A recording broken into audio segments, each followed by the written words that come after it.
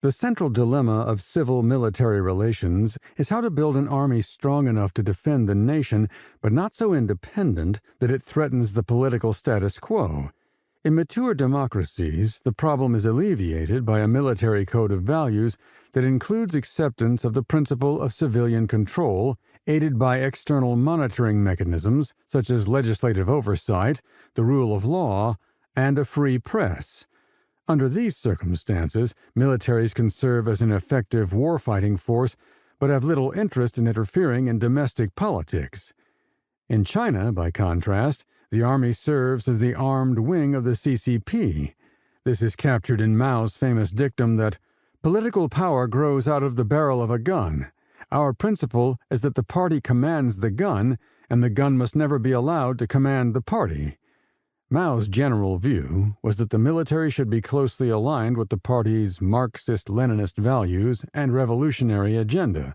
This accorded with the PLA's origins as a body of revolutionary soldiers, founded on August 1, 1927, at the outset of the civil war between the CCP and the ruling Nationalist Party, who saw themselves as instrumental in carrying out the party's utopian vision.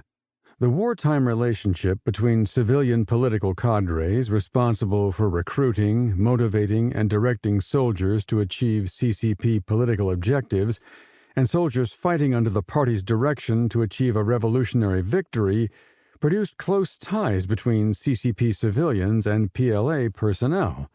These ties endured even when CCP civilians turned their attention to building the People's Republic of China, PRC, into a powerful socialist state. During much of the Mao era, 1949 to 1976, the boundaries between civilian and military spheres were blurred because China's senior CCP leaders had extensive military experience and connections gained through service in the war against Japan and the Chinese Civil War. CCP civilians made key strategic decisions, including to intervene against United Nations forces in the Korean War and to pursue nuclear weapons.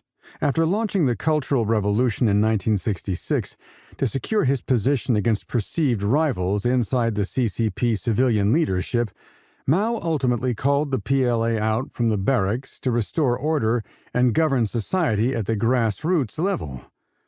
Party control over the PLA was reinforced by a system of political control based on the organizational practices of the Soviet Red Army, which had been established during the Bolshevik Revolution a decade earlier. Soviet leaders, especially Leon Trotsky, understood that party control could not be taken for granted based on common values, but must be actively enforced through close supervision at all levels. Mao and his colleagues embraced this opinion, as did his successors, who ensured that most of this system of control survived through the present.